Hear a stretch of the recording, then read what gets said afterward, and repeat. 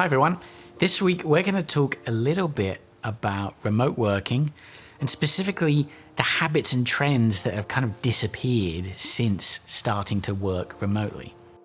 It kind of dawned on me the other day just how life has changed through remote work and not necessarily in a good way. It's great that we're saving so much money and not sitting in traffic, but there are actually plus sides to these things that we don't really appreciate. So let's just go through a couple of these examples.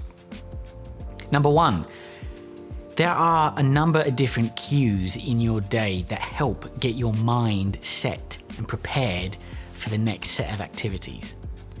Getting dressed for work and actually coming home and changing into rough gear is actually a really important part of your day. It helps set your mind for what's about to come next, but also it helps you draw a line in the sand at the end of the day.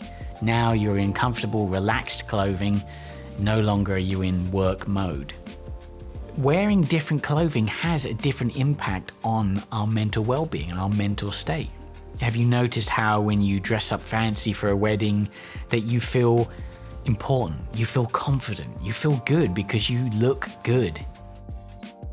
When we experience nothing but remote work and we don't perhaps put the same level of effort in because we're not going to an office, that actually has an impact. We lose that feeling of professionalism, of looking good, of being confident, of being powerful already when we go into our working day. So even though it may seem a bit strange, still dress up. Still put that level of effort in. Even though you may not be seeing anyone today or even having any meetings, go to the effort of getting yourself ready to go to an office.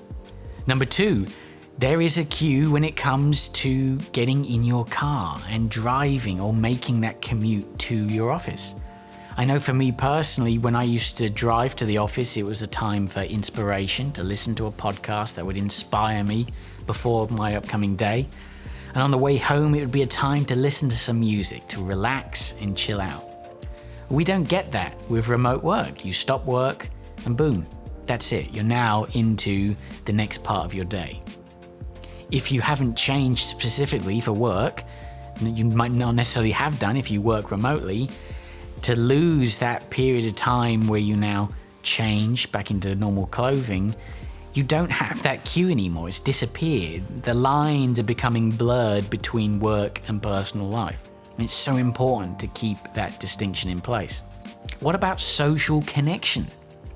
You may not think about it. You may not like the people that you work with, but whether you get on or not, there is a social connection, an element to you being at work and being in the workplace. And you might not necessarily have taken any steps to replace that with the onset of remote work. Humans are naturally social beings. We like to see people. We like to see faces when we communicate. We like to be in person with people. You may have got Zoom fatigue from spending so much time on video calls during COVID. It's completely natural. We miss that social interaction and engagement. So if you are feeling like you miss that, well, maybe it's some time to take some steps to fulfill that need elsewhere.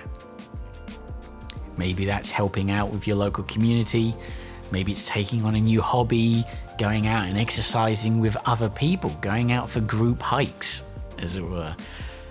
So there are different ways that you can kind of balance the scales from remote work. That's it for this one. I'll see you next time.